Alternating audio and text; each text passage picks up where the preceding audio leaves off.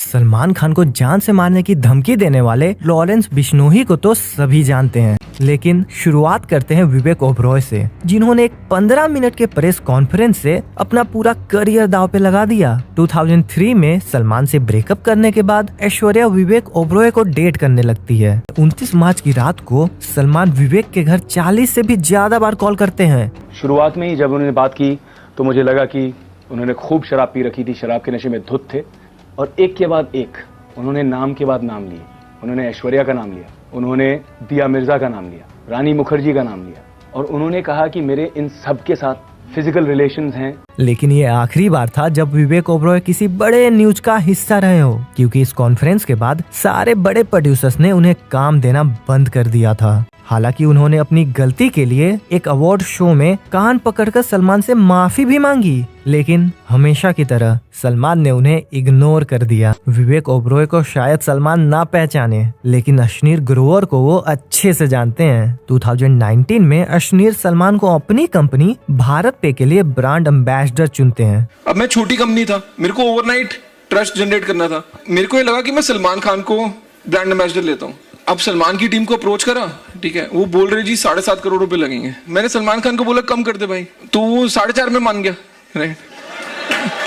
तो एक टाइम पे तो उसका मैनेजर मेरे को बोलने लग गया, सर आप भिंडी खरीदने आए हो क्या? असलियत में उनकी मुलाकात सलमान खान से कभी हुई ही नहीं थी। यहाँ तक कि सलमान के मैनेजर का ये बोलना कि सर आप भिंडी खरीदने आए हो क्या, ये भी अश्नीर की एक बनी बनाई झूठी कहानी है। इसलिए जब पिछले साल बिग बॉस में अश्नीर आते हैं तो सलमान उन्हें उनकी झूठी बातों के लिए कन्फ्रंट करते हैं। आपने कहा कि हमने तो इसको इतने में साइन कर लिया, उतने में साइन कर लिया, सब फिगर्स भी आपने गलत दे दिया, तो फिर ये दोगलापन क्या?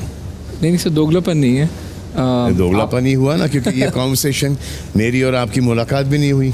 लेकिन चाहे सलमान ने अश्नीर को कितना भी बुरा बोला हो, जो उन्होंने जुबैर खान को बोली थी। बिग बॉस 11 के कंटेस्टेंट जुबैर खान जब शो में आए तो उन्होंने बाकी लोगों के साथ बड़ी बदतमीजी की। खासकर लड़कियों को गाली देना और उनपे चिल्लाना जुबैर के लिए एक आम बात थी। इसलिए वो वीकेंड के वॉर पर आकर जुबैर पर बहुत गुस्सा करते हैं। साथ ही में जुबैर खान, जो खुद को एक बड़ा गैंगस्टर बता रहा था, उसे एक नल्ला डॉन कह देते हैं। इसलिए बिग बॉस से निकलने के बाद वो इंटरव्यूज में सलमान को धमकाने लगते हैं।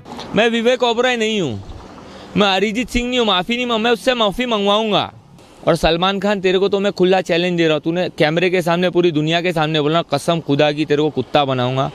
देख, लोनावला में भी आया, बम्बई में भी आया, तेरे को कल से चैलेंज दे रहा ना, कुत्ता बना। इसके बाद वो सलमान पर एक केस भी फाइल कर देते हैं, लेकिन आगे चलकर मुंबई के एक बड़े बिजनेसमैन से 1 करोड़ की वसूली मांगने के लिए जुबैर खुद ही जेल में चले जाते हैं। 1999 में हम दिल दे चुके सनम की शूटिंग के दौरान सलमान और ऐश्वर्या एक दूसरे को डेट करने लगते हैं, बट ये रिलेशनशिप एक समय के बाद बहुत ही टॉक्सिक हो जाता है। इसलिए 2002 में ऐश्वर्या सलमान से ब्रेकअप कर लेती है। ऐश्वर्या के अकॉर्डिंग ब्रेकअप का कारण सलमान का रूड बिहेवियर, डेली लड़ाई करना और उनपे हमेशा शक करना था, जिस वजह से ऐश्वर्या के करियर में एक नेगेटिव इम्पैक्ट देखने को मिला और उन्हें कई बड़ी मूवीज से रिप्लेस किया गया। यहाँ तक कि अब हर इंटरव्यू में उनसे सलमान के बारे में ही पूछा जा रहा था। सलमान खान।